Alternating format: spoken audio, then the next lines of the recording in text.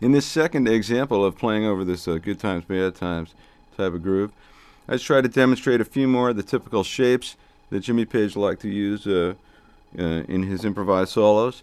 So I started with a triplet figure that's descending, and it's sort of the half-sister to the that we had in the first solo chorus. This is, one more time, this is,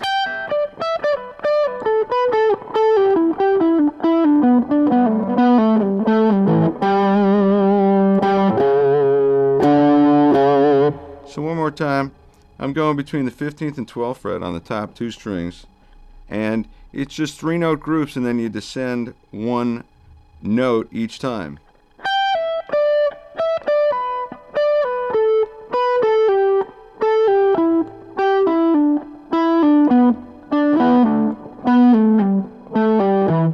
And then at the end here,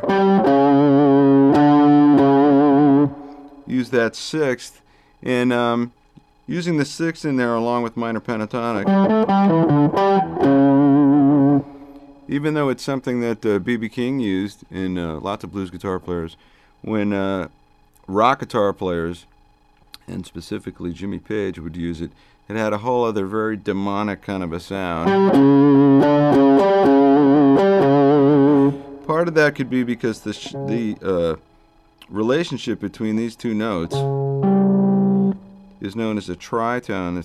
These notes are 3 whole tones apart, which is a very dark sound, and in the ensuing years would become a big element in the sound of heavy metal music. Okay, so in the next bar, I jump back up to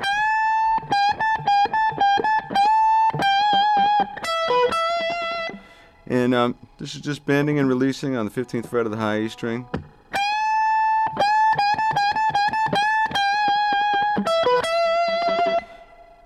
And that's followed by a very aggressive bend.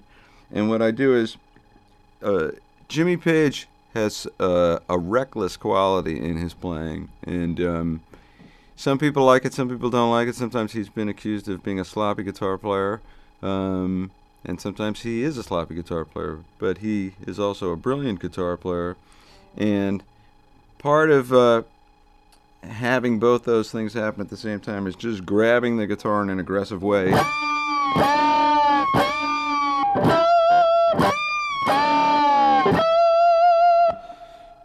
So for that lick, I'm fretting the 20th fret on the high E string, but I get the B string under it as well, and I bend both a whole step, which you can say comes from Albert King, or an Albert King kind of technique, but when Jimmy does it, it has its own very demonic quality.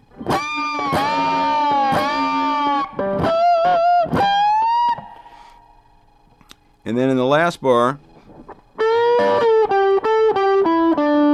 and then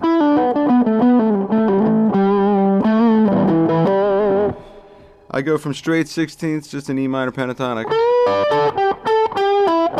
and then back to those sextuplets.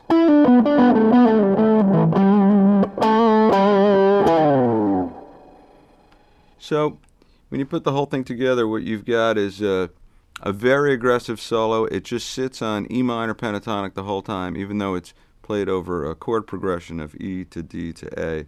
It all stays on E minor pentatonic, and there is a blues quality to it, but at the same time it's so aggressive and the sound is so heavy and distorted, it really becomes something else entirely.